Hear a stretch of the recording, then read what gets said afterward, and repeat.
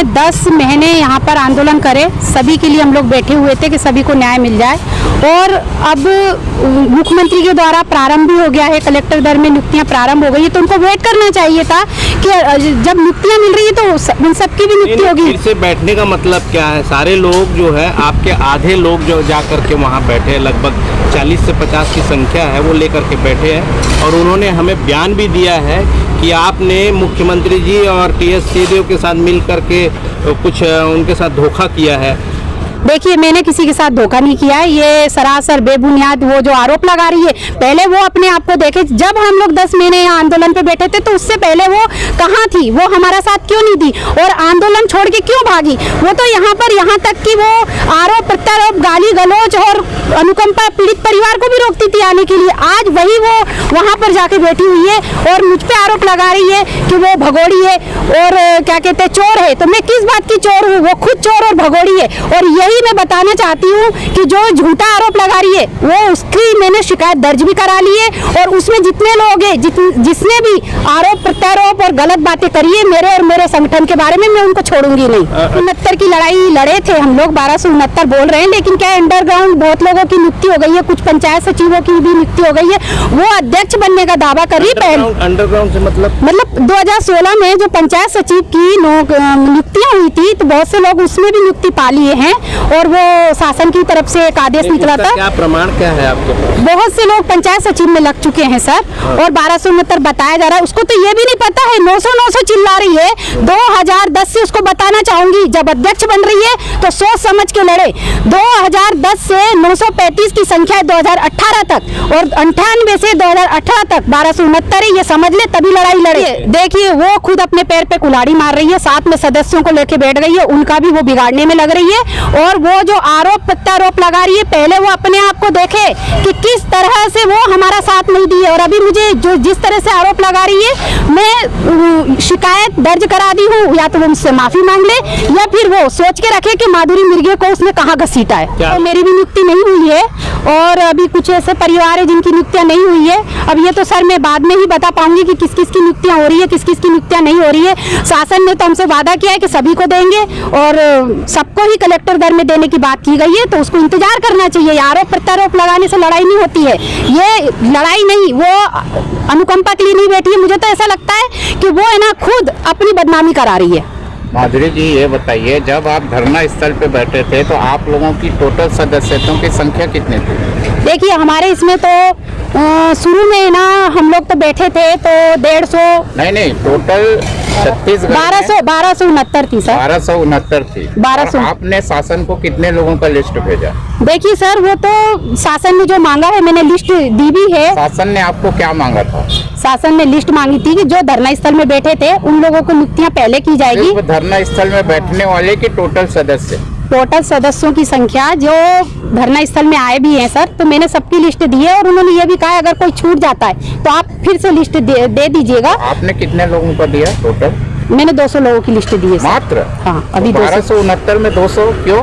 तो ये बात उनसे हुई थी सर कि मुख्यमंत्री जी ने खुद, मुख्यमंत्री ने आपको बोला था कि सिर्फ 200 लोगों का लिस्ट दो। हाँ, 200 लोगों की लिस्ट दो, फिर उसके बाद में ना जितने लोग बचेंगे आप लिस्ट दे देना। क्या ये मुख्यमंत्री ऐसा बोल सकता है? अब ये तो सबके सामने में बोले हैं सर, सबके सामने में बोले हैं, क्योंकि हो सकता है कि कलेक्टर दर किसी को में ये लोग सबूत के तौर पे है सर। अपना धरना खत्म नहीं करेंगे। 1269 की बात की गई थी सर, 1269 उन्होंने एक जवाब दिया कि शायद हो सकता है कि वो लोग कलेक्टर दर में नियुक्ति ना पाए, ये वाली बात कही थी। क्योंकि ऐसे हमारे ग्रुप में बहुत से ऐसे लोग हैं जो है ना कलेक्टर दर भी नहीं लेना चाह रहे हैं सर। ऐसे बहुत से हमारे ग्रुप में है जो लेफ्ट हो गए, कलेक्टर दर नहीं चाहिए। वो लोग जो बैठे हैं ना तूता में, ये बोल रहे हैं अनुकंपा रेगुलर पोस्ट के लिए बैठे हुए हैं तूता में, और वो बार बार में आप देखना उनका बयान क्या आ रहा है, हमको अनुकंपा नहीं मिली, हमको अनुकंपा चाहिए।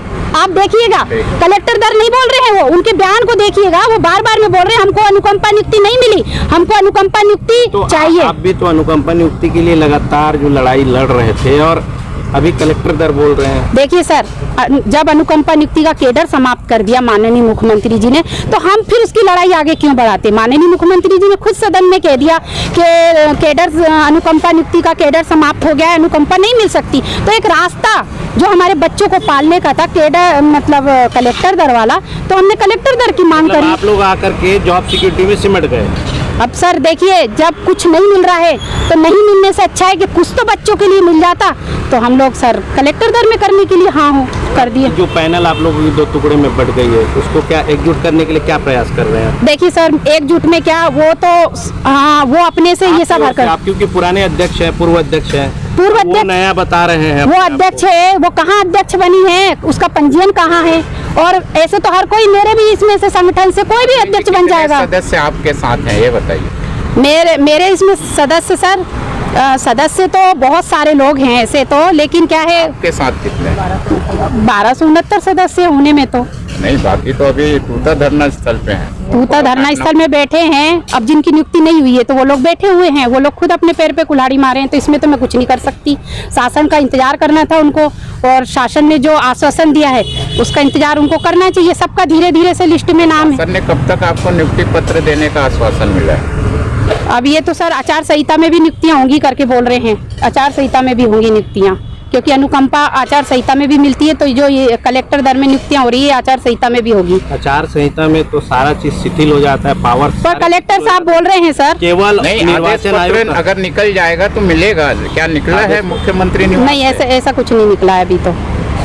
मौखिक आचार संहिता लग सकता है। 7 तारीख तक, 7 2 से तारीख 7 बता रहे के हैं, बीच बता रहे हैं। 7 तारीख बता रहे हैं। अब देखो सर, अब यही आश्वासन पर तो हम लोग बैठे हैं। ऐसा नहीं है कि हम लोग फिर अगर मान आंदोलन के से चलिए 7 तारीख से पहले आपका कोई आदेश नहीं निकलता, शासन आपको जो आपकी मांग है उस पर वो खरी नहीं उतरती, उसके बाद आप क्या करेंगे? 7 के बाद शासन से बात करेंगे सर। बस ये आंदोलन ही करने से एकदम ही आंदोलन में बैठ जाएंगे। आंदोलन कर लिया हमने, 9 महीने तक आंदोलन किए हैं। 7 तारीख के बाद शासन नहीं रहेगा, प्रशासन रहेगा। प्रशासन रहेगा, प्रशासन से बात करेंगे सर। बात अपनी आवाज हम लोग बैठेंगे नहीं, जिस तरह से आ जाए। आप ही किए आंदोलन, अपने साथियों को लेकर किए, बहुत बड़ी बात है। और अभी तक धरना के इतिहास में सबसे ज्यादा आपका समय रहा। तो ये तो उन लोगों को समझना चाहिए कि जब माधुरी मिर्गे 10 महीने बैठी है तो ग्रुप के आदमी क्यों साथ नहीं दिए, और अब क्यों अब वहाँ राजनीति करने बैठे हैं और मुझे बोलते हैं कि ये ऐसा करिए वैसा करिए। तो आप पर आरोप लगा रहे हैं कि आप राजनीति कर रही हैं, पैसा ले लिया।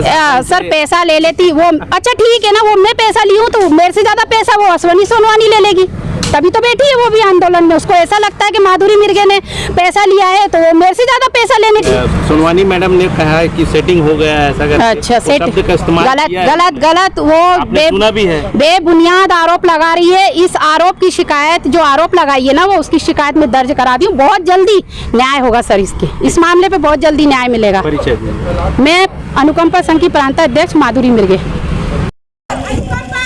जिंदाबाद जिंदाबाद अनुकंपा संघ जिंदाबाद जिंदाबाद। हम अपना अधिकार मांगते नहीं किसी से भीख मांगते। हम अपना अधिकार मांगते नहीं किसी से भीख मांगते। जोर जुल्म की टक्कर में संघर्ष हमारा नारा है। जोर जुल्म की टक्कर में संघर्ष हमारा नारा है। नहीं किसी से भीख मांगते, हम अपना अधिकार मांगते नहीं किसी से भीख मांगते।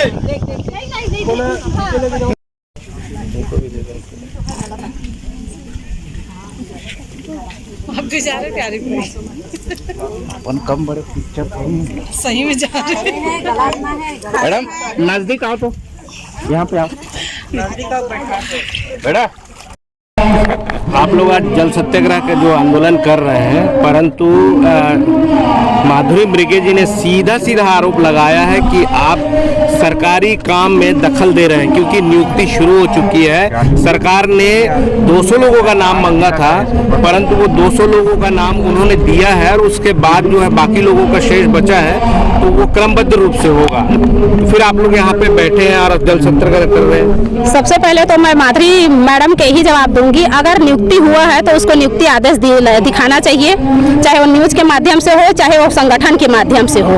आज तक तो कभी किसी का नियुक्ति नहीं हुआ। अगर नियुक्ति हुआ होता तो आज इतने बहने यहाँ पर फिर से आकर आंदोलन हम लोग नहीं करते। आज कितने लोग हैं आपके साथ में? आज मेरे साथ में पूरा 900 परिवार है। अभी वर्तमान में आज वर्तमान कितने लोग हैं? आज 50-60 लोग हैं सर। 50-60 लोग के परिवार हैं जी।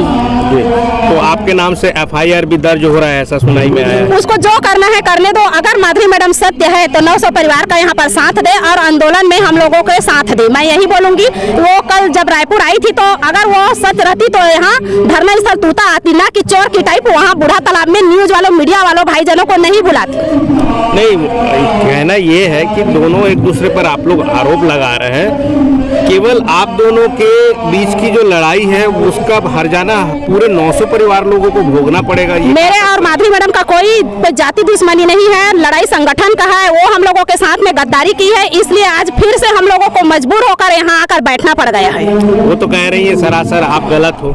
मैं गलत हूँ तो सच सामने आकर दिखाए ना, मीडिया में आके दिखाए, मेरे सामने आकर दिखाए, मेरे संगठन में आके दिखाए। वो कल हम 1-2 दिन पहले उनकी जो बाइट लिए हैं उन्होंने स्पष्ट रूप से कहा है कि ये एक राजनीतिक प्लेटफॉर्म तैयार कर रहे हैं। माधुरी मैडम ये राजनीतिक प्लेटफॉर्म को तो माधुरी मैडम तैयार की है। अगर वो इतनी ही सच थी तो कल अपना बाइट जो दी है न्यूज में वो तूता में आकर देती और सबके सामने देती। तो मतलब कुल मिलाकर के आप ये कहना चाहिए सरकार से लिखित रूप में कोई अभी तक के दस्तावेज आपके पास नहीं है नियुक्ति को लेकर? नहीं है। अगर रहता तो कल माधुरी मैडम आप लोगों के सामने में जरूर रखती। और इतने दिन हो गया, आज 2 महीना होने को जा रहा है धरना को स्थगित हुए, तो वो संगठन में जरूर डालती। अश्विनी मैडम, आपके कई लोगों ने ज्वाइनिंग कर लिया है, कई लोग बलौदा बाजार में, कई लोग रायपुर में, कई लोग जो है ज्वाइनिंग हो चुके हैं। तो हम लोगों को तो नहीं मिला है सर, इसलिए हम लोगों को आंदोलन करने के लिए मजबूर हो गए हैं यहाँ पर। तो नियुक्ति आदेश दिखाए ना। वो आपके तरफ से क्या प्लानिंग है? अब मैं 900 लोगों के लिए 900 लोगों के लिए क्या प्लानिंग है? मैं 900 लोगों के लिए एक बार ये आंदोलन फिर से कर रही हूँ, और ताकि हम लोगों को लिखित में माननीय मंत्री जी आदेश करें और हम लोगों को नियुक्ति दें। अच्छा, एक चीज मेरे को बताइए, आप 200 लोगों का एक स्लॉट तैयार किया गया है, उसके बाद फिर बाकी का स्लॉट तैयार किया जाएगा, चरणबद्ध रूप से लिया जाएगा 2-3 चरणों में। सबसे पहले तो मैं ये बोलूंगी सर कि सामने में आचार संहिता लगने के लिए सिर्फ अब 5 दिन का समय बचा है। कांग्रेस की सरकार चली गई है, वो भी मौखिक आश्वासन मिला है। तो किस तरह से प्लेटफॉर्म तैयार है ये माधुरी मैडम बताएगी या हमको सरकार बताएगी। इसलिए हम धरना करने के लिए फिर से मजबूर हो गए, हमारे पास दोनों नहीं है। तो धरना में आप किस स्थिति तक पहुंचेंगे, क्या क्या करेंगे आप? आज तो हम लोगों का जल सत्याग्रह है और कल हम लोग पूरे 900 परिवार यहाँ आकर रायपुर के कोई भी जगह में आकर हम लोग आत्मदाह करेंगे, क्योंकि अब सरकार की जो हम लोगों के अनदेखी जो की जा रही है सरकार द्वारा, वो हमको बर्दाश्त नहीं हो रहा है। कोई और है?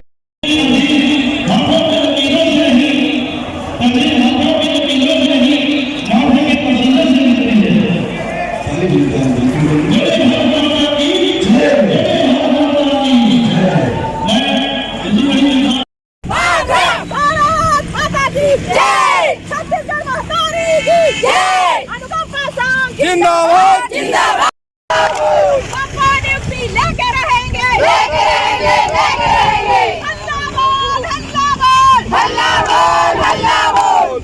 देना होगा, देना होगा।